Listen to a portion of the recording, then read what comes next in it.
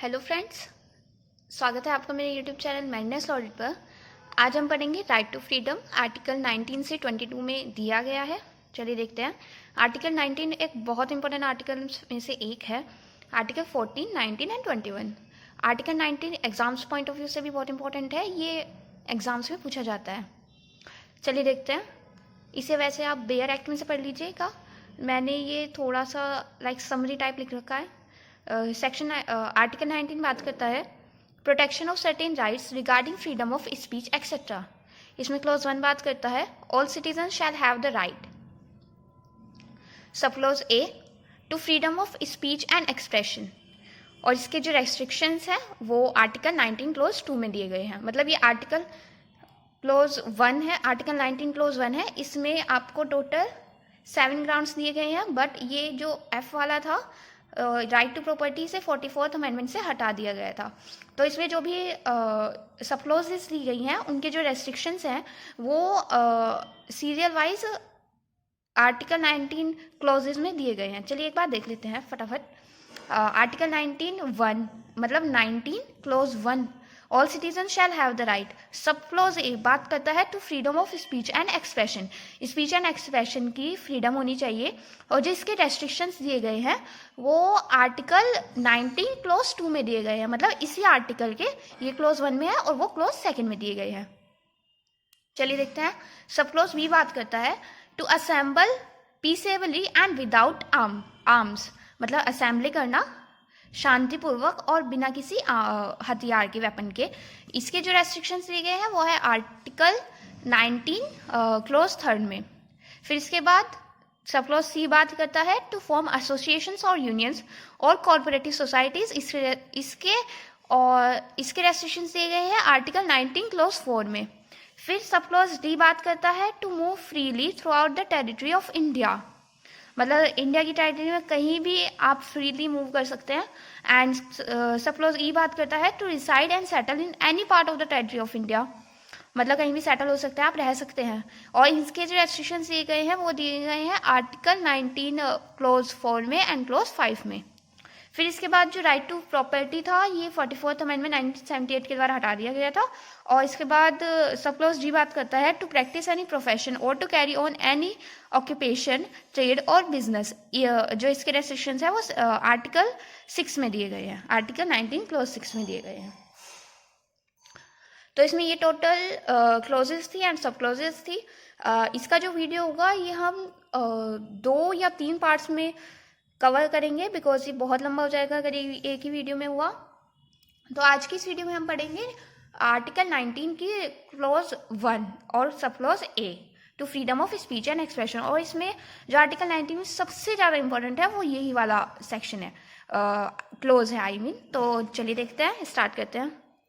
सबसे पहले देख लेते हैं रीजनेबल रेस्ट्रिक्शंस होता क्या है। Reasonable restrictions in article 19 clause 6 means that the restrictions imposed on a person in the enjoyment of his right should not be arbitrary and of an excessive nature beyond what is required in the interest of the public। चलिए देखते हैं फटाफट। Freedom of speech and expression article 19 clause A clause 1 and sub clause A and article 19 clause 2 में इसके restrictions. In Romesh Thapar versus state of Madras Patanjali Sastri ji rightly observed that freedom of speech and of the press lay at the foundation of all democratic organizations, for without free political discussion no public education essential for the proper functioning of the process of popular government is possible। Freedom of speech and expression means the right to express one's own convictions and opinions freely by words of mouth, writing, printing, pictures or any other mode। Freedom of speech और expression का मतलब होता है कि हर किसी के पास अपनी खुद की जो कन्विक्शंस है और जो ओपिनियंस है वो उन्हें फ्रीली, मतलब बिना किसी दबाव के, या तो खुद एक्सप्रेस कर सकता है या राइटिंग में दे सकता है, प्रिंट कर सकता है, पिक्चर्स के द्वारा बता सकता है दूसरों को। Free propagation of ideas is the necessary objective and this may be done on the platform और through the press. Freedom of expression has 4 broad special purposes to serve. Freedom of expression के 4 main purpose होते हैं, देखते हैं क्या होते हैं। Number 1, it helps an individual to attain self fulfilment. Number 2, it assists in the discovery of truth. Number 3, it strengthens the capacity of an individual in participating in decision making. And number 4, it provides a mechanism by which it would be possible to establish a reasonable balance between stability and social change. इसके बाद right to information act 2005, इसे अलग से पूछ लेते हैं. It repeals the Freedom of Information Act 2002, which was passed by the previous NDA government. Secretary General SC of India versus Subhash Chandra Agrawal के case में बताया गया, High Court of Delhi held that the source of right to information is a right that emerges from constitutional guarantee under Article 19 Clause 1 Subclause A, as held by the Supreme Court in a Katanoff's decisions. Right to vote a fundamental right. Voters have right to know about their candidates. मतलब right to vote में ये भी आता है कि जो voters है, जो वोट डालने वाला व्यक्ति है, उसे अपने कैंडिडेट्स के बारे में पता चले. Union of India versus association for democratic reforms में बताया गया, the petitioners for democratic reforms filed a PIL. PIL में मतलब पब्लिक इंटरेस्ट लिटिगेशन. ये आर्टिकल 32 में बताया गया है, इसमें आगे ही पढ़ेंगे, मतलब इस वीडियो में नहीं, आगे सीरीज में पढ़ेंगे. And requested the court for a direction to implement the recommendation made by the Law Commission in its 170th report. On May 2nd, 2002, the Supreme Court delivered a judgment and directed the Election Commission to issue a notification making it compulsory for those who contest elections to make available information about their education, assets, liabilities for the benefit of voters. मई 2002 को supreme court ने एक judgement पास किया और इसमें बताया गया था कि जो भी कैंडिडेट्स इलेक्शंस में खड़े होंगे उन्हें अपनी इंफॉर्मेशन वोटर्स को प्रोवाइड करानी होगी. Parliament amended the electoral law act and negative the court's judgment and election commission notification. Parliament ने अमेंड कर दिया इलेक्टोरल लॉ एक्ट को और नेगेटिव कर दिया जो कोर्ट ने जजमेंट दी थी और इलेक्शन कमीशन की नोटिफिकेशन को. The PUCL moved the court challenging the validity of electoral reforms law as being violative of a citizen's right of information under Article 19 Clause 1 Subclause A of the Constitution. The amended RPA provided that only candidates who are elected were required to give details of their assets and liabilities to the concerned presiding officers of the houses and not the MPs who are not elected. The court held that Parliament had no legislative competence to direct the state or its instrumentality to disobey the orders of the court. The court said that the amended RPA was a half-hearted attempt by the government to fight the use of money and muscle power in elections. Court ने इस amended RPA को क्या कहा? Half-hearted attempt. इसके बाद second case है union of India versus cinema art foundation. ये भी एक बहुत इंपॉर्टेंट केस है आर्टिकल 19 से related. The managing trustee of the respondents trust had produced a documentary film on Bhopal gas disaster titled Beyond Genocide. This film was awarded the Golden Lotus, being the best non-feature film in 1987. तो जो respondent था उसके trust ने एक documentary film बनाई थी Bhopal gas disaster के ऊपर. उसका नाम था बियॉन्ड जेनोसाइड एंड उसे गोल्डन लोटस का अवार्ड भी दिया गया for non feature film of 1987. At the time of the representation of awards, the Minister for Information and Broadcasting had made a declaration that the award-winning short films would be telecast on Doordarshan. तो जो minister थे information broadcasting के, उन्होंने ये घोषणा कर की कि जो भी विनिंग शॉर्ट फिल्म्स हैं उन्हें दूरदर्शन पर टेलीकास्ट किया जाएगा. The respondent submitted for telecast his film to Doordarshan but it refuse to telecast the film on the ground that its contents were outdated and did not have relevance for the telecast. तो दूरदर्शन ने उसके telecast को मना कर दिया कि उसका जो कंटेंट्स है वो आउटडेटेड हो चुके हैं और कोई रेलिवेंस भी नहीं है. The respondent then filed a writ petition challenging the refusal on the ground of violation of his fundamental right under Article 19 Clause 1 and Subclause A of the Constitution and for a mandamus to Doordarshan to telecast the same. It was held that Doordarshan, being a state-controlled agency funded by public, was not justified to refuse to telecast the film. The grounds that the list of award-winning film was long and therefore it was not possible to telecast the film cannot be justified under Article 19 Clause 2 of the Constitution. जो दूरदर्शन ने ground दिए थे कि उसने इसलिए मना किया क्योंकि जो अवार्ड विनिंग फिल्म की लिस्ट थी वो बहुत बड़ी थी, तो ये कोई रीजनेबल ग्राउंड नहीं होता है. The court had directed Doordarshan to telecast respondents award winning film. Commercial advertisement part of freedom of speech and expression. Tata Press Limited versus Mahanagar Telephone Nigam Limited. The Mahanagar Telephone Nigam Limited is a government company. The Nigam is a license under the Act and as such is required to establish, maintain and control the telecommunication service within the territorial jurisdiction of the Union Territory of India and the Municipal Corporation of Bombay, New Bombay and Thane. देखिए जो cases की language है वो बहुत मतलब easy है, इतना कोई इसमें हार्ड नहीं है, इसलिए मैं आपको एक बार पढ़ के बताती जा रही हूँ क्योंकि अगर मैं इसके हिंदी मीनिंग में बताने लगी तो वीडियो बहुत ज़्यादा लंबा हो जाएगा और इसकी लैंग्वेज भी कुछ इतनी हार्ड नहीं है, तो आई होप आपको समझ में आएगा. Till 1987, Nigam used to publish and distribute the telephone directory itself consisting of 5 pages only.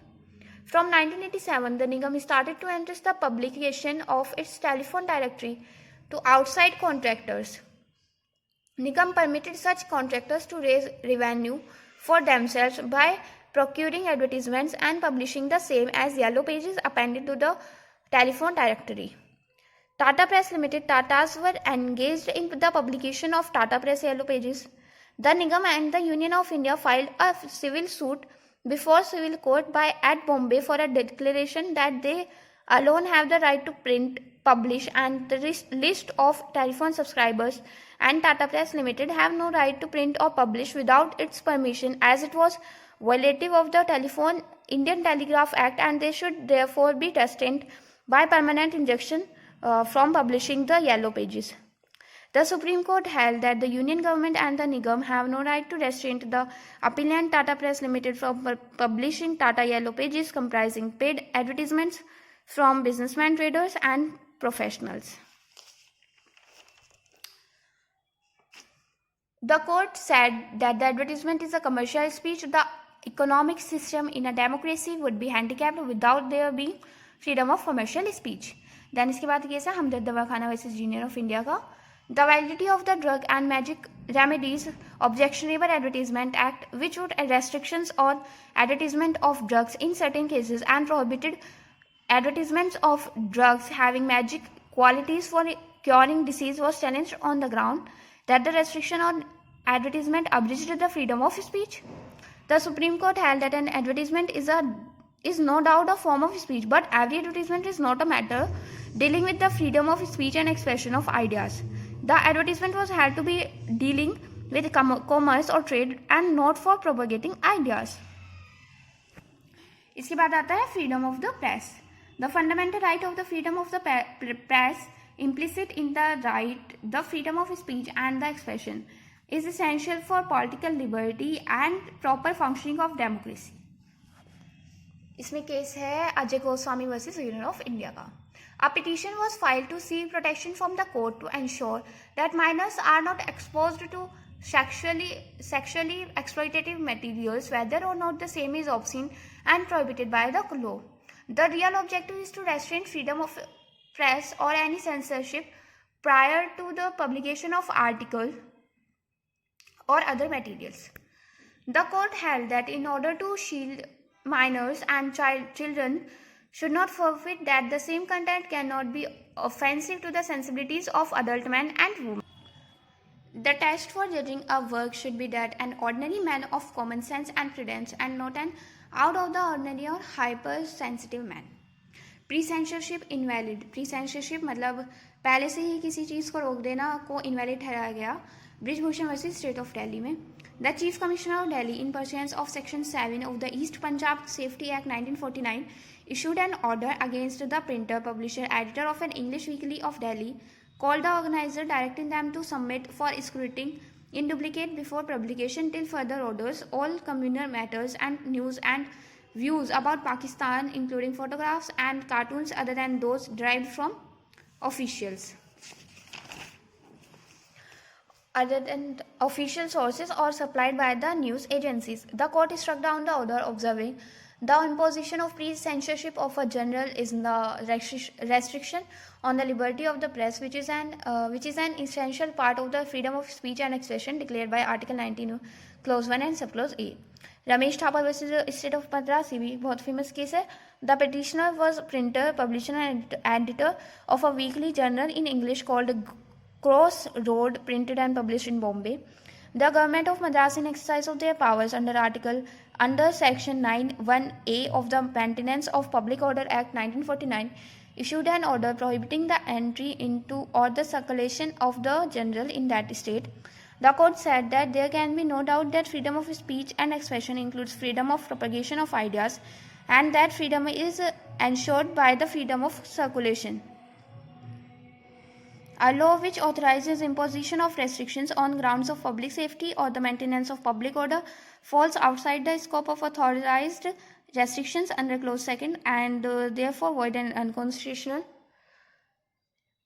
इसके बाद केस है सकल papers limited versus union of India का. The petitioner were required to increase the price of their newspaper without increasing the pages. An increase in price without any increase in numbers of pages would reduce the volume of circulation.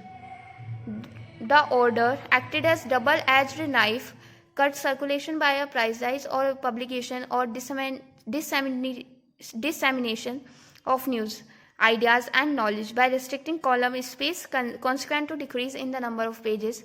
The court struck down the order, rejecting the state's argument. It said that the right of freedom of speech and expression cannot be taken away with the object of placing restrictions on the business activity of a citizen.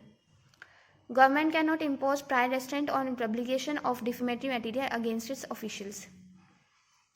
Auto Shankar case R Rajagopal versus state of Tamil Nadu. इस R Rajagopal versus state of Tamil Nadu को auto Shankar case के नाम से भी famous है. इस case में क्या हुआ था, एक अक्यूज्ड था, तो वो जो अक्यूज्ड था वो उसने आई थिंक 6 मर्डर्स किए थे और उसने जेल में ही अपनी एक ऑटोबायोग्राफी लिखी. उस ऑटोबायोग्राफी में बहुत सारे नेताओं का भी नाम शामिल था, पुलिस ऑफिसर्स का भी नाम शामिल था कि उसने जिससे के साथ मिलकर वो मर्डर्स किए थे.